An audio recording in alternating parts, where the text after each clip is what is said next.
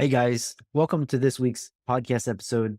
I've got a very interesting guest with me today, James Walker. He is the CEO of Nano Nuclear Energy. He's going to talk all about what the company does, and we're going to talk about different innovations in microreactors, energy. It's going to be an interesting conversation and hopefully enlightening and learn. James, welcome. Thanks very much for having me, Christopher. Pleased to be Yeah. here. Yeah, so set the stage and talk about you, your company. I know your partner Jay was here. What do you guys do, and what is your company about? My background is as a nuclear physicist, nuclear engineer. And I used to work for the UK government in nuclear fuel reclamation and manufacturing reactor cores for submarines, as well as working as a physicist in designing reactors.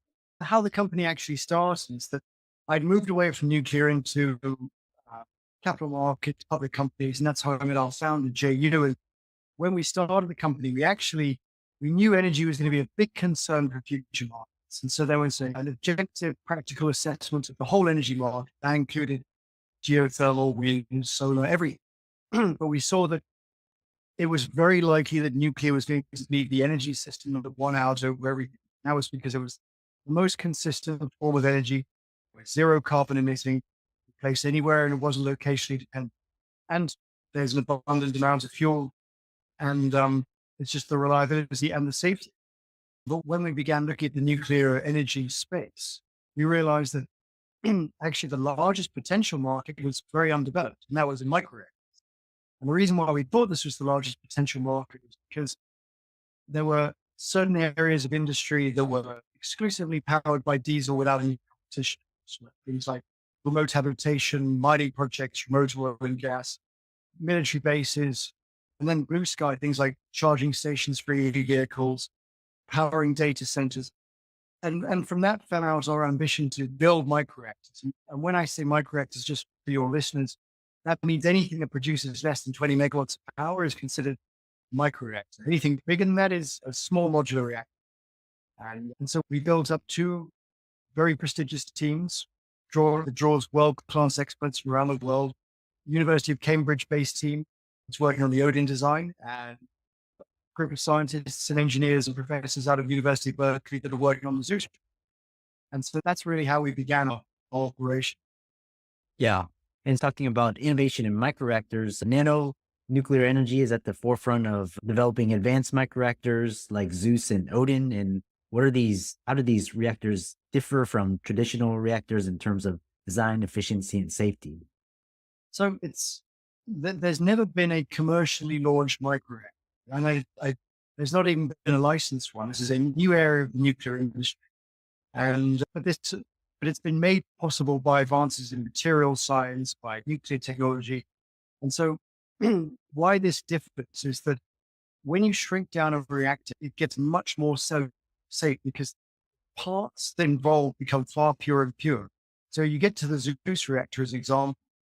That reactor is stripped out coolant, pumps. It's stripped out pressurized. It's reduced it essentially almost like a nuclear battery where uranium gets hot. It thermally conducts the heat through a solid core, so it doesn't even have a coolant. And just a normal air circulation removes that to a turbine. It's arguably the most basic you could possibly make a reactor, even if you want to call a reactor, essentially a battery. But it means that for the first time in humans' energy journey, that we can have something that could produce power for 15 to 20 years, and we can just put it there. And it doesn't need refueling or anything like that. It doesn't even need much start rate. We could have a couple of people at site, and it could produce power for remote communities of 1,000 people, 2,000 people, or island communities that currently run on polluting things like diesel. This might even have the potential to nuclearize maritime. It's by replacing bunker fuel and reactors that can then power ships. And then you would need far simpler ships with far fewer mechanical parts that would need far fewer logistical considerations for things like refueling. Just move around the city 10 years. So that's what we're going for. And that's why these things are very different. Could be a real game changer in space. Yeah. And so the role of, I hope I'm pronouncing this right, HALEU Energy Fuel. It's a subsidiary of Nano Nuclear. It's working on high assay, low enriched uranium fuel fabrication. And how does this contribute to the overall efficiency and safety of Nano Nuclear's microreactors? So what happened when we were building up these microreactors? Because we were coming at this from a very business and commercial point of view, and with an eye to selling these things as commercial products, there was a practical assessment of all of the limitations and the impediments that would stop us taking our microreactors to market. And one thing we quickly identified was that the fuel for a microreactor, the infrastructure and the life cycle of that HALEU product was not in place. So we realized that we needed to become involved in almost like the national conversation about how these future reactors are going to be fueled, how the fuel is going to be generated, how it's fabricated, and how it's going to be delivered to customers. And the HALEU energy fuel was established principally to construct our own fuel fabrication facility. And that was one, to produce our own fuel, but we saw this as a potential opportunity and a big business opportunity to produce fuel for everybody's small modular reactor or microreactor. Because the difference between conventional fuel that is powered big civil plants and SMRs and microreactors is that if you shrink the microreactor and the SMR right down to a smaller amount, you can put a more highly enriched fuel into the reactor much more safely and allows for power generation for a lot longer. And so that's what HALEU fuel is. HALEU fuel is fuel that is rich to upwards of about 19.75 uranium-235, where a civil reactor would be enriched to something like 5%, 2 to 3%, maybe 5%. And so there's a big difference in enrichment. And Nano wants to be part of that national conversation and national solution to supplying this fuel for the next generation of nuclear reactors. And moving on to environmental and regulatory challenges, what are some of the key environmental and regulatory challenges facing deployment of microreactors like those developed by your company, and how is your company addressing those challenges? So it's interesting because with microreactors, this is something that the regulators, so they know what they are now, they're familiarizing themselves, but they've never licensed a microreactor. And considerations that the regulator needs to consider environmental and regulatory challenge. Now, the principal challenge for a microreactor is that these microreactors could be produced in their hundreds, if not thousands, on a yearly basis, and they can be shipped anywhere. This is the advantage.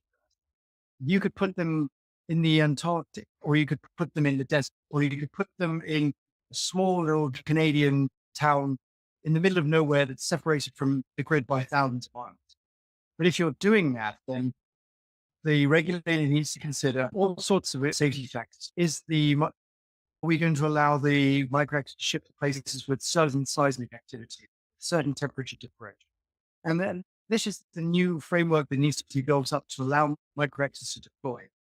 So we've engaged with the regulator, we've made aware of what we're doing, and we've even reached out to government sources as well to try and bring up certain introductory frameworks to allow for the deployment of microreactors that will basically create almost like a criteria that each microreactor has to meet. So provided it does meet certain criteria of seismic and temperature and flooding risks, then the microreactor can deploy there, and you don't need site-specific regulatory approvals.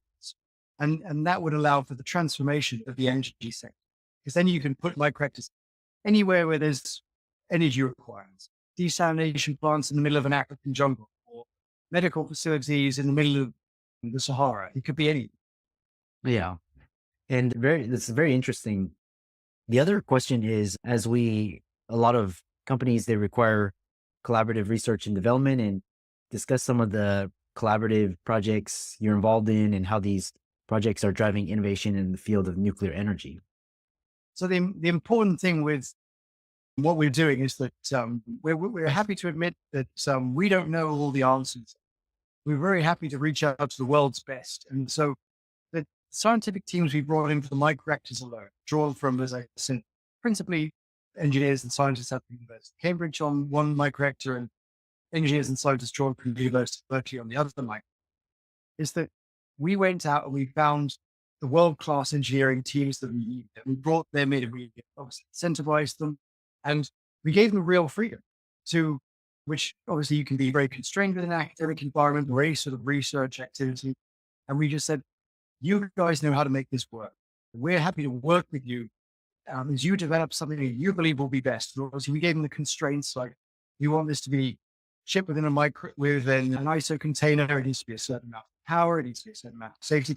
And it needs to be inexpensive components and mass manufacturing. That was pretty much the MO we gave them. And they got to work within that. And collaborative efforts on things like our fuel fabrication facility.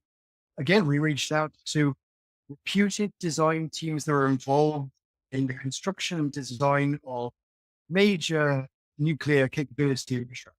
And again, we just said, we just want to employ you to do certain things. This is the output we want. This is the input we expect. Go to it. And so the collaborative efforts have essentially been reaching out to who we believe is the best and bringing the best in to do what they do best to produce these products. So we can finally, when we go to the markets, we have the best commercial product. And it's actually a great pleasure to work with all these world-class experts as well along the way. Yeah. And finally, as we conclude, your vision and future projects for Nano Nuclear Energy, the long-term goals, how do you plan to achieve them? And how do you envision the role of portable clean energy solutions in future energy markets? So Nano is a very ambitious company. On the microreactor front, what we envision is in the early 2030s, if not 2030, we want to have a manufacturing facility that's producing hundreds of these microreactors. And the anticipation is that would start with the North American market. We would like to see microreactors involved in the electrification of the vehicle systems. There would be charging stations for EV vehicles in remote locations everywhere. And that would solve a lot of the range problem that you can get with, say, driving between cities. We would like the microreactors to be involved in data center power, because at the moment, data centers and AI centers use enormous amounts of energy, and nuclear could really reduce a lot of the fossil fuel usage that goes into supporting these remote locations. On the fuel fabrication and the nuclear infrastructure side of things, our vision is to create a national manufacturing capability that's supplying the nuclear industry for private companies, public companies, but also the Department of Defense, if it needs it, Department of Energy, or National Laboratory System. And so we've got big plans worked as well. And we also anticipate being involved in fuel transportation and also other capabilities, which I'm not allowed to talk about at the moment, but we're going to build them up over the next couple of years. How we're going to achieve that is that we're in a very fortuitous position in that, because a lot of the executive management of the company have a big background in public companies and markets and raising cash, we are better funded than a lot of organizations, and that has allowed us to move a lot faster. And I think one major impediment for a lot of very good nuclear companies has been that they can be very grant dependent. And that means they can work up to a certain point and then they wait for money to come in. And that can really damage not the credibility, but the momentum of that company and lose people. And we won't suffer from that. We can really push on very hard and quite aggressive. And so we'll push on like that until we achieve all of our vision. Yeah, fascinating. How can people find out more about your company and what you do? So you can visit our website.